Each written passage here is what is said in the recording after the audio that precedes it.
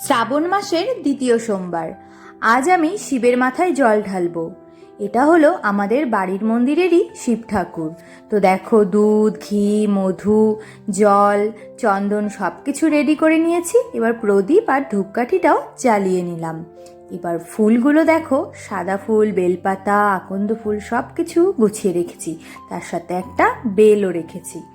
একটুখানি ঘি লাগিয়ে দিলাম, তারপরে দিলাম মধু, তারপরে দিলাম চন্দন। এবারে জল দেব মহাদেবের মাথায়। ওম বাবা মহাদেব, হর হর মহাদেব।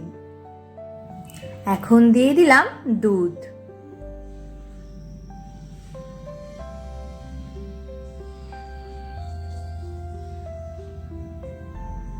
ওম নমঃ শিবায় বলে 3টে বেলপাতা বাবা মহাদেবের মাথার ওপরে দিয়ে দিলাম। তারপরে দিলাম সাদা ফুল। আমি নীলকণ্ঠ ফুলও রেখেছিলাম, সেই নীলকণ্ঠ ফুল এখন দিয়ে দেব বাবা মহাদেবের মাথায়। তারপরে দিলাম একটা বেল। এরপরে একটা জোগাড় করেছিলাম আকন্দ ফুল, সেই ফুলটা আমি দিয়ে দিলাম। এবার ধূপ দেখিয়ে বাবা মহাদেবকে স্মরণ করে পুজো করে নিলাম। আর দেখিয়ে দিলাম একটু প্রদীপ।